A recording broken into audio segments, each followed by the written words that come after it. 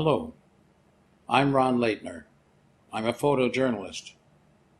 I've had the most exciting life of travel and adventure. They say I'm the most widely published photojournalist of all time. My stories have appeared in hundreds of publications, including Life magazine, Paris Match, Stern magazine, the London Sunday Times, the New York Times.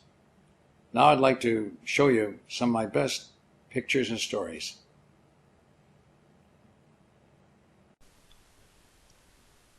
This first picture is one of the most important of my life.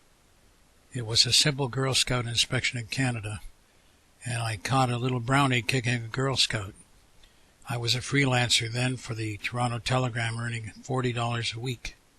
The picture won the Canadian Pulitzer Prize, the Canadian National Newspaper Award. It got me a staff job at $140 a week with a company car at the Toronto Star and changed my life. The brownie picture appeared in the Best of Life and other life photography books. It was featured at the 1964 World's Fair, 40 feet high in the Kodak Pavilion. And recently, the London Sunday Times rated it as one of the greatest photographs of all time. Around the same time, I was walking on Bay Street in downtown Toronto, and a huge crowd had gathered, looked up, and there was a window washer hanging from a broken rope, and only had one sheet of film, and took the shot of him in his terrible predicament, 120 feet above the ground, the 12th floor. The amazing thing is that people rescued him from a window down below. They attached ropes to him and lowered him down and pulled him through the window. Queen Elizabeth has not been very successful in having pictures taken of her. She always froze when she saw a camera. So when I got near at the opening of the St. Lawrence Seaway, I said to her, "Please, Queen Elizabeth, you're blocking Prince Philip. Nobody can even see him." And she moved to the side, and he snapped up and adjusted his tie, and they both laughed. And the picture apparently is still hanging in Buckingham Palace. She ordered 10 big prints of it. I've been on many dangerous airplane flights, but the most dangerous could have been my last. I was flying into Biafra during the Biafran War from the San Tome Island, little Portuguese colony, 220 miles north into the Gulf of Nigeria, into Biafra, which had 200 oil wells, and people were all fighting for the oil without saying so, but thousands were starving. I went in on the Can-Air Relief Super Constellation plane, and as we were flying over the Gulf, Nigerian gunboats were firing shells at us, and the pilot said, "Whatever you do, don't use a flash in the cockpit, I'll be blinded. It's bad enough with these shells." So I set the camera to available light and took this picture in the cockpit of the pilot, the navigator, and the co-pilot, all looking at me with their faces lit up by shell bursts all around us. I went into Biafra looking to find one child and do a story on her life and her death, because there were thousands of children dying, and I thought I'll just pick one. The one little girl I chose was called Nena, and she's shown here with her parents who saved her from starving as a little rat outside a Red Cross storehouse, and they brought her home, and I took a picture of her. I stayed with them for a couple of days, and this is a picture of little Nena just as she was dying from kwashiorkor. The couple, they were killed subsequently, and so were their two little children.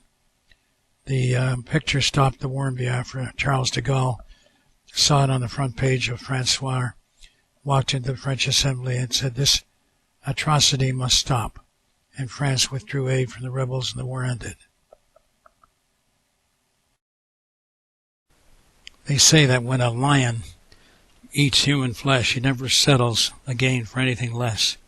Humans are apparently sweet. And in Uganda, a lion, a black-maned lion, a man-eating lion, was terrorizing a village.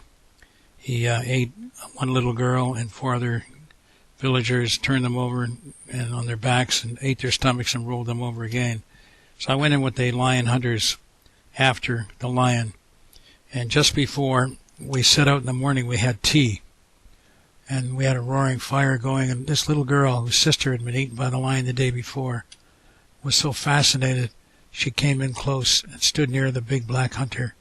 And she was so small, her face was at his knees. And I just threw myself on the ground and took a quick shot. And I think it's one of the best I've ever taken. I love that picture.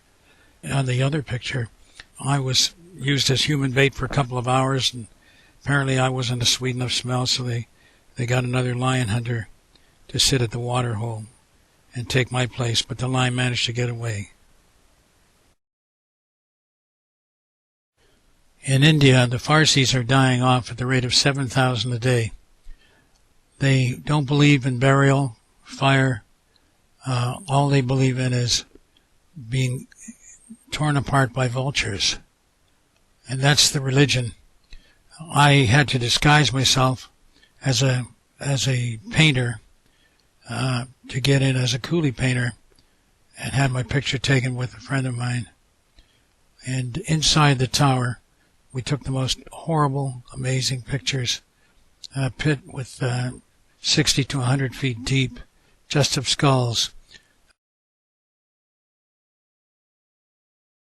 Recently, India banned snake charmer schools. I went to a snake charmer school many years ago in India and took this picture of a little boy and girl horrified in class holding a live cobra. In India, as in many other places in the world, life is separated from death in just moments. I was in downtown Calcutta during a cholera epidemic. Walking down the street, I shot a bunch of people sitting on steps, and there was a little boy sitting there. I walked past, and someone said, "Quick, go back." I ran back and shot again. Little boy had just fallen over dead.